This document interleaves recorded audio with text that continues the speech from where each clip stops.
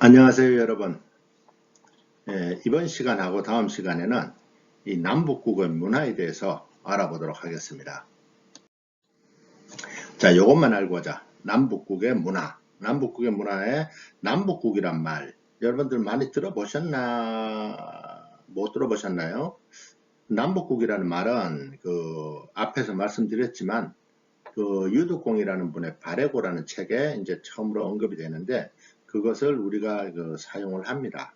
그래서 남북국이란 말은 지금은 뭐 자연스럽게 사용을 해요. 제가 배울 때만 하더라도 남북국이란 말 자체가 없었어요. 그건 통일신라 시대에 이렇게 얘기를 했었어요.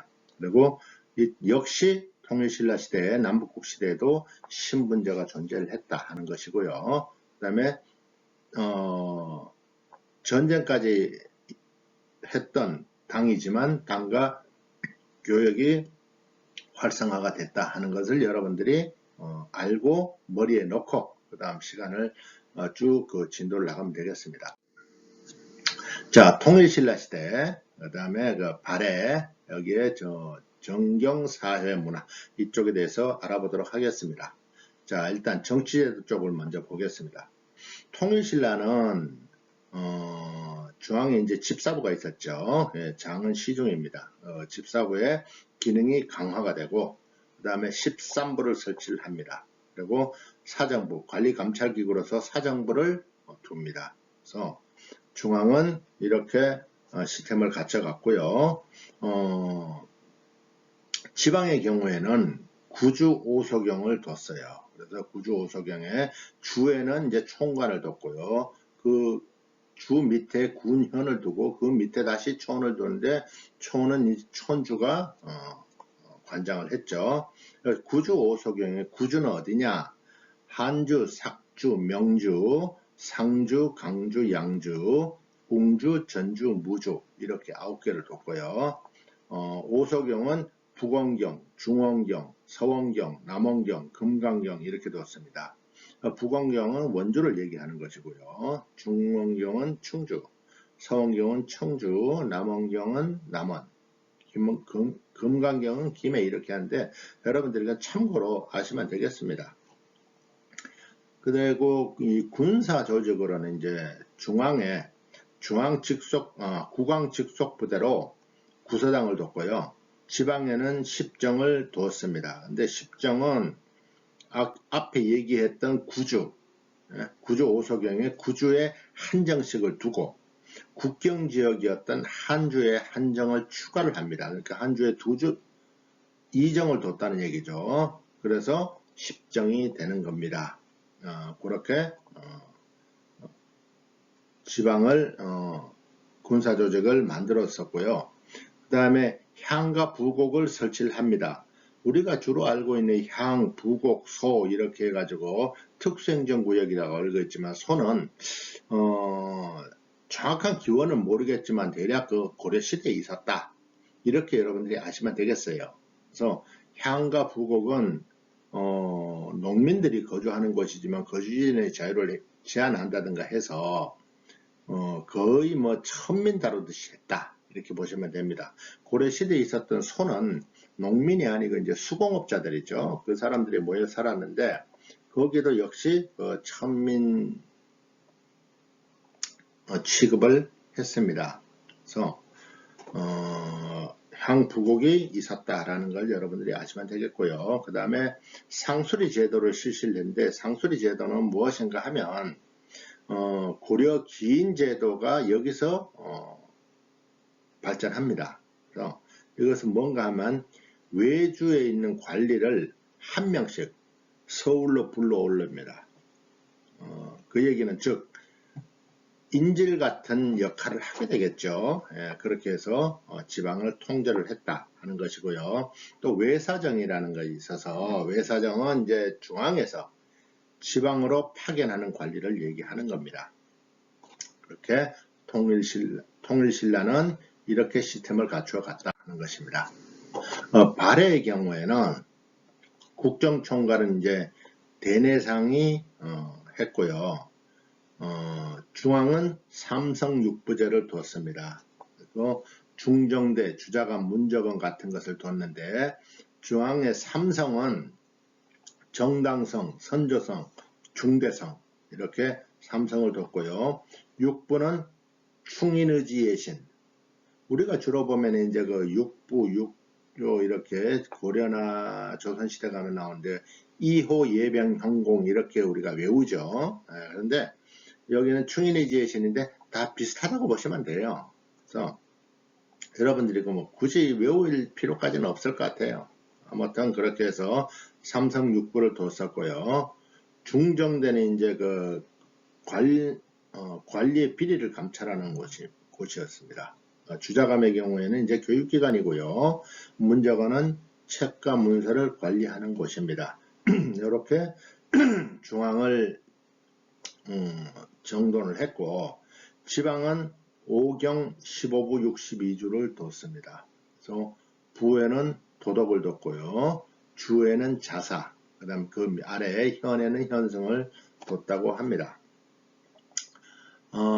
군사조직으로는 이제 중앙에 12, 그 다음에 지방은 뭐 별도의 군사조직이 없었고요. 지방관이 설치해서 관리하는 것으로 그렇게 되어 있습니다. 그리고 발에는 이제 황제국을 표방했다고 그랬죠. 황제국을 표방했다는 것은 이제 문왕의 딸인 정효공주, 정혜공주 묘비에 황상이라는 기록이 있고요. 그 다음에 연호를 사용했다는 기록이 있습니다. 그래서 이거를 추론했을 때 황제국을 표방했다. 우리가 이렇게 알고 있습니다.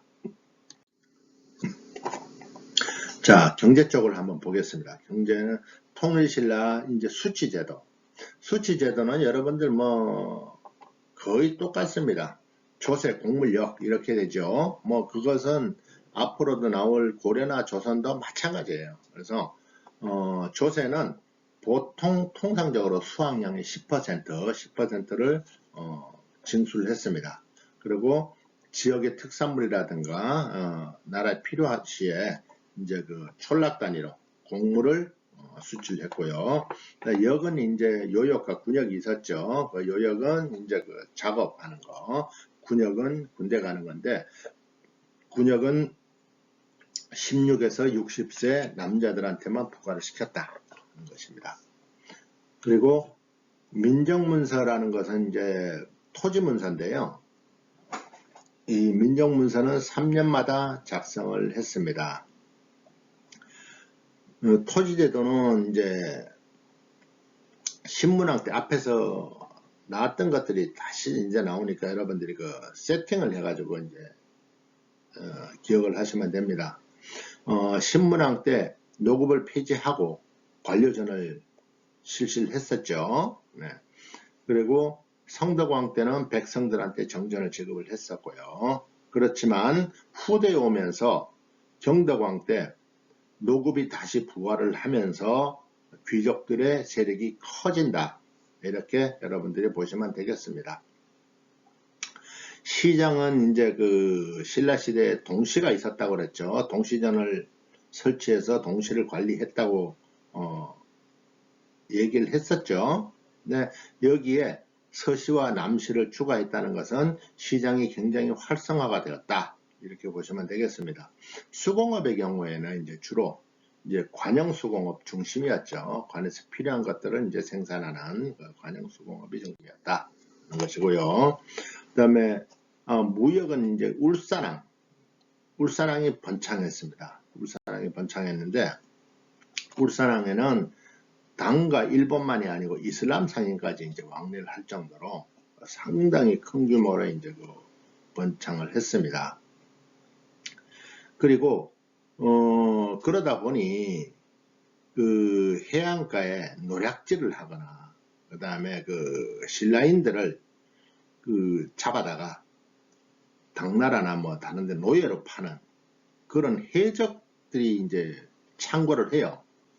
그런 해적들을 소탕하기 위해서 장보고를 이제 청해진 대사로 파견을 합니다. 그래서 장보고가 완도에 청해진을 설치하면서 그 해적들을 아주 그 씨를 말려버렸다고 할 정도로 해적들이 자취를 감추게 됩니다.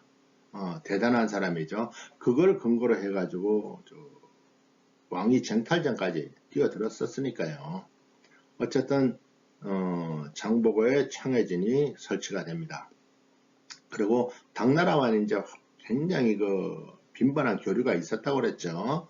그래서 당나라의 신라방은 이제 주거지, 신라소는 신라방을 관리하는 곳, 그 다음에 신라촌도 이제 주거지죠. 신라관은 신라사신이 유숙하는 곳, 신라원은 절해서 이런 것들이 당나라에 설치가 되는 걸로 봤을 때 얼마나 신라와 당이 교류가 빈번했냐 하는 것을 우리가 알 수 있을 것 같습니다.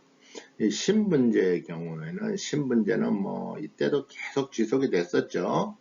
신분제 그러면은 동서양, 동서고금을 막론하고 귀족, 농민, 귀족, 백성, 노비 이렇게 세 개로 나눠지는 게 정상입니다.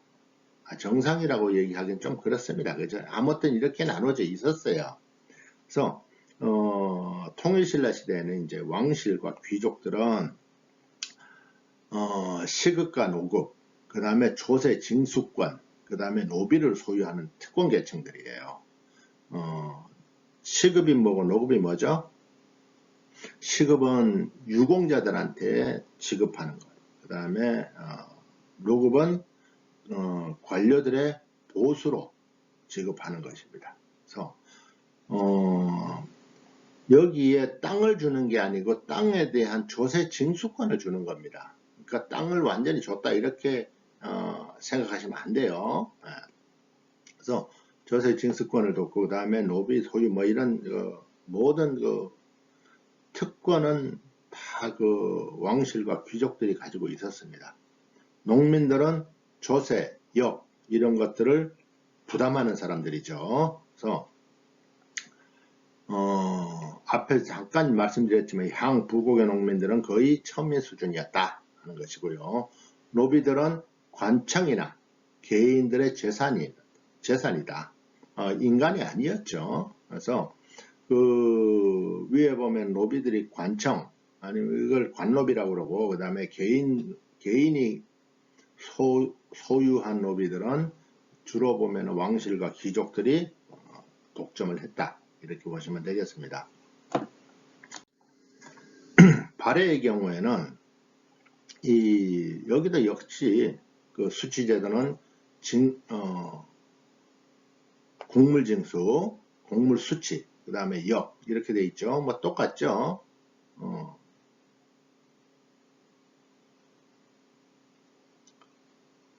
조세, 그 다음에 곡물, 역, 그죠? 똑같습니다. 그리고 발해 이쪽은 이제 밭농사가 중심이었습니다. 그리고 수출품은 솔빈부의 말은 유명했다고 그래요. 그래서 말, 그 다음에 모피, 녹용, 사양 이런 것들이 이제 대부분의 수출품을 차지했다 하는 것이고요. 발해 역시 당, 신라, 외화 교역을 하게 됩니다. 그러니까 이 당시에는 발해, 신라, 일본, 당 이렇게 해서 교역이 활발했다 이렇게 보시면 돼요. 등주에 이제 발해관을 설치해서 발해 사신들이 유숙하는 곳으로 발해관이 설치가 됐고요. 신라도라는 길을 만들어서 신라하고 빈번하게 교류를 했다 이렇게 보시면 되겠습니다. 그러니까 결국은 이 당시 남북국 시대는 교류가 상당히 빈번한 시기였다 이렇게 전체적으로 볼 수 있겠습니다. 오늘은 이제 1부 여기까지 하고요. 다음 시간에는 2부로 들어가겠습니다. 여러분들 고생하셨습니다.